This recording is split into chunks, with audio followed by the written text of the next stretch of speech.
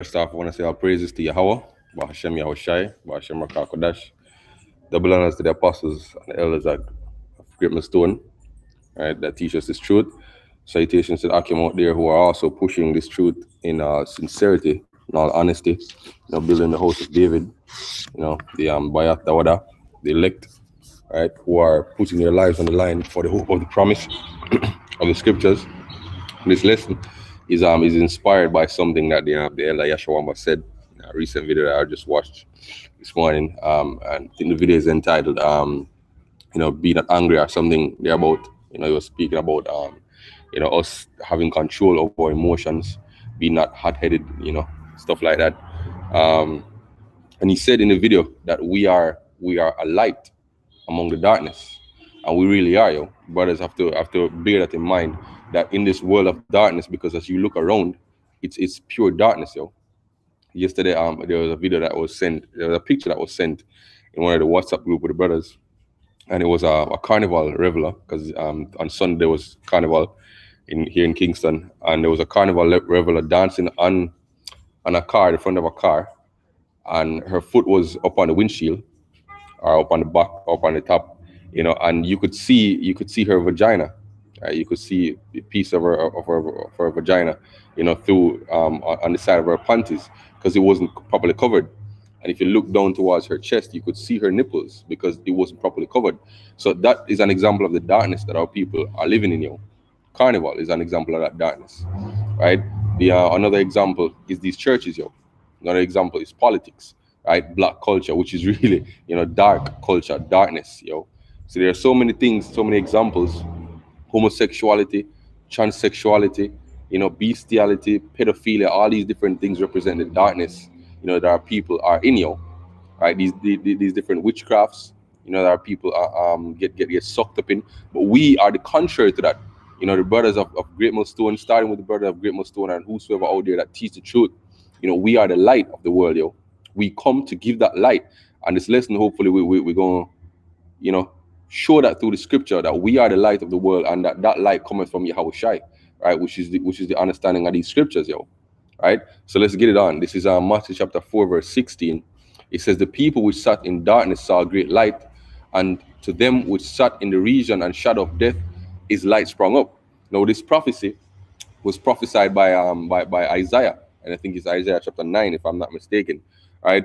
And the people that sat in great darkness are the people of Israel, right? If you read Isaiah, you will see that it's the people of Israel that he's talking about, right?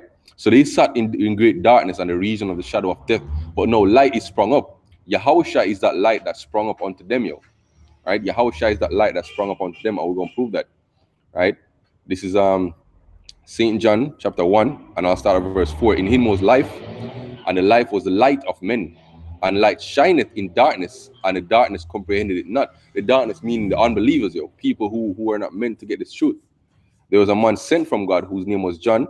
The same was came for a witness, to bear witness of the light, that men through him might believe. He was not that light, but he was sent to be a witness of that light. That light was a true light, which lighteth every man that cometh into the world." Right? So that light is, again, Yahushua. Right? Let's move on a bit. This is I believe it's John 11, verse 9. It says, "Yahushua answered, all right, are there not 12 hours in a day? If any man walk in the day, he stumbleth not, because he seeth the light of this world. But if a man walk in the night, he stumbleth, because there is no light in him." Right? So if Yahushua is that light, if we walk in him, we walk in the day, and we see where we're going, and we stumble not. Right? But the majority of the world, they walk on in darkness. Right? Therefore, they see not, so they stumble. They walk in the night, yo. Right? But we are not children of the light of the night, as we will also bring out, yo. This is St. John chapter 12, verse 35. "Then Yahushua said unto him, Yet a little while is the light with you," right? Referring to himself, right? And the knowledge that he brought to the apostles.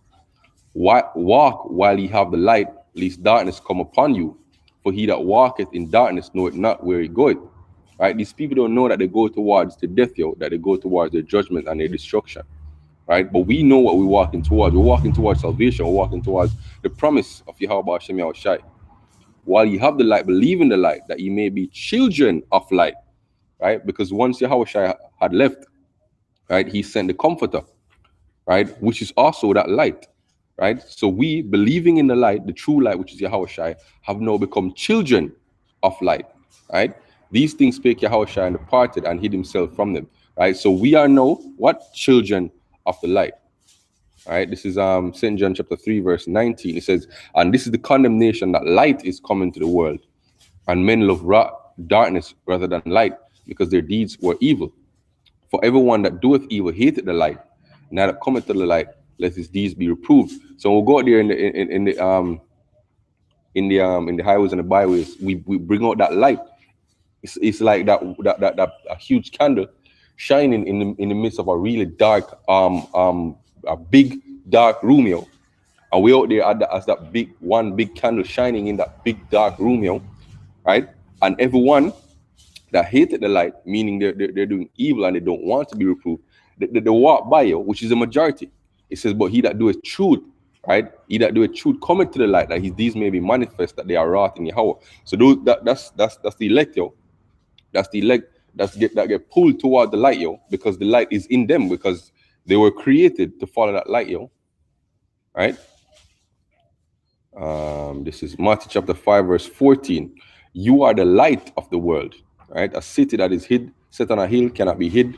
Neither do men light a candle and put it under a bushel, but a candlestick, put on a candlestick, and it giveth light unto all them that are in the house. Let your light so shine before men, that they may see your good works and glorify your Father which is in heaven.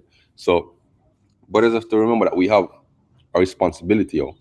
Right, as it said, to whom much is given, much is required. And as they say in the world, you know, he that has much responsibility, he that has much power has much responsibility, right? So our responsibility is to be the light of the world, yo, to let our light so shine before men, that they may what? See your good works and glorify your Father which is in heaven, right? So doing videos, you know, going out there in highways and the byways, just the way that you carry yourself, your conversation, right? Which means your way of life. Right, all these different things must manifest the light that is in you, right, so that people can see the truth, right, and if and they can be reproved, you know, for their wrongdoings, yo, because the scripture said that the light reproves the darkness and the wickedness that are in them, yo, right. All right, this is Second Corinthians chapter 4, verse 6. For Yahweh, who commanded the light to shine out of the darkness, right, has shined in our hearts to give the light of the knowledge of the glory of Yahweh in the face of Yahushua, right?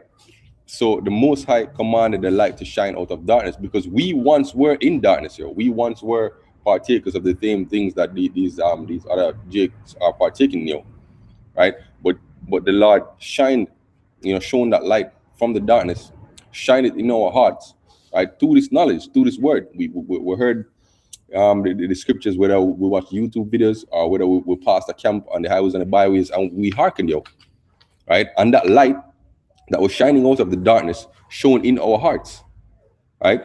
To give us the knowledge, right? So that we might wake up and become also children of the light and bearers of that light, so that we might go forth and spread that light even more, right? This is Ephesians chapter 5, verse 8. For you were sometime in darkness, for you were sometimes darkness.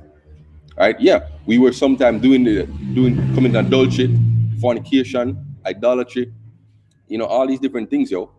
But you were sometimes darkness, but know you are light in the Lord. Walk as the children of light. Yes, so know we are light. Know we have the knowledge, right? Know we have the knowledge and understanding. This is First Thessalonians chapter 5, and I'll start at verse 4. He says, but ye brethren are not in darkness, that day should overtake you as a thief. What day? The day of the Lord, yo. The day of judgment, the day of destruction, the day of Jacob's trouble, right? Which we know is coming according to prophecy, right? But that day should not overtake you as a thief. Why?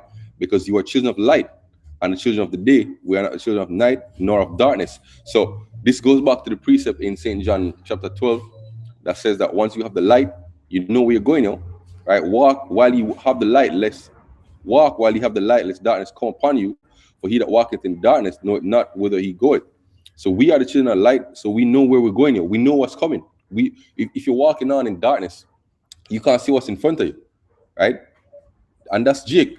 Jake can't see anything in front of them, yo. They can just live in the moment, as I say, right? There's no vision. There's no vision, yo. Why? Because they don't have that light, yo. Right? Just like you can't see without the light shining in front of you, right? In a literal sense or in a carnal sense, it's the same thing with them, yo. Right? This is 1 John chapter 1, verse 5. This then is the message which you have heard of him and declare unto you, that Yahweh is light, and in him is no darkness. Right? So that light starts with Yahweh, then to Yahweh Shai, and then to his elect. Right? If we say that we have fellowship with him and walk in darkness, we lie, and we do not have the truth. But if we walk in the light, and he is the light, as he is the light, we have fellowship one to another, and the blood of Yahweh Shai, his son, cleanses us from all sin. Right? Plain and simple and to the point. Right? This is 1 John chapter 1, verse 4. I read that already. All right, so we're gonna wrap up with Revelation. So let's read 2 Peter 1, verse 19. It says, we also have a more sure word of prophecy. Right? Whereunto you do well that you take heed, as unto a light that shineth in a dark place. Right? So we are that light, right? Preaching this word of prophecy, shining into a dark place. Because our nation is a dark place. They follow in black culture, right? As until the day dawn and the day star arise in your hearts, and that day star is Yahweh Shai, right? So we are that light preaching this prophecy or preaching the word. We are that light that shineth in a dark place, right? But in the kingdom, when the day star arise, right? When the day dawns in the kingdom, Yahweh Shai is going to be that light, as it said in John chapter 1, verse 4, it says that he was the light of men. Yahushua was the light of men. Right? So in the kingdom, he's going to be that light again. This is Revelation chapter 21, verse 23. And the city hath no need of the sun, nor of the moon to shine in it, for the glory of the Lord lighten it, and the Lamb is the light thereof. Right? And the nations of them which are saved shall walk in the light of it. And the kings of the earth will bring their glory unto honor it. Right? So what is this talking about? Is this talking about the other nations being a partakers of the glory that we shall attain? Right? No, that's not what it's talking about, yo. Matter of fact, this is a little bit of a side note, but you know, let's get it for edification's sake. This is I believe it's Micah.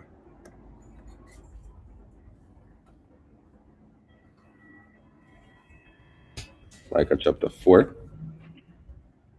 It says, but in the last days it shall come to pass that the mountain of the Lord shall be established in the top of the mountains, and it shall be exalted above the hills, and people shall flow to it.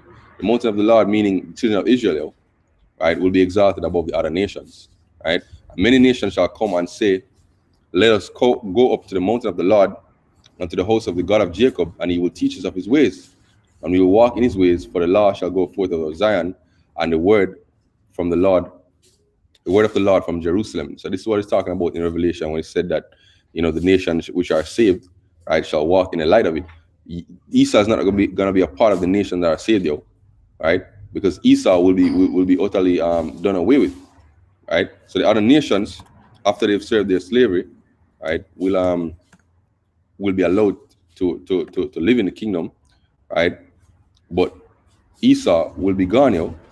Seeing? This is Isaiah chapter 14 and verse 18. All the kings of the earth, of the nations, even all of them lie in glory, everyone in his own house. Right? So this is after their punishment, yo. It says, but thou art cast out of thy grave like an abominable branch, and as the remnant raiment of those that are slain, thus too with a sword that go down to the stones of the pit, as a carcass trodden under foot. Thou shalt not be joined with them in burial, because thou hast destroyed thy land and slain thy people. The seed of evildoers shall never be renowned. Right? Prepare slaughter for his children, for the iniquity of their fathers, that they do not rise, nor possess the land, nor fill the face of the earth with cities. So this is not talking about Esau, yo. It's talking about the other nations after they've served their slavery. Right? They shall walk in the light of the kingdom, yo. Meaning they will come up, right? Give us their glory, meaning give us the best of everything that they have, right? But they will also come to learn, you know, of the judgment of the Lord, yo.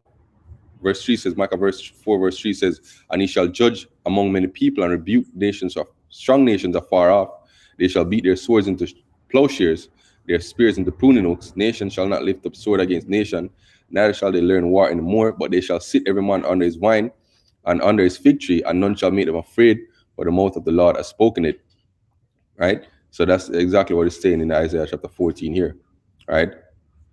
All the kings of the nations, even all of them lie in glory, everyone is in his own house, under his own vineyard. Right? So we strayed a bit from the point, but the point is that we are the light of the world, yo. Right? We are the children of light.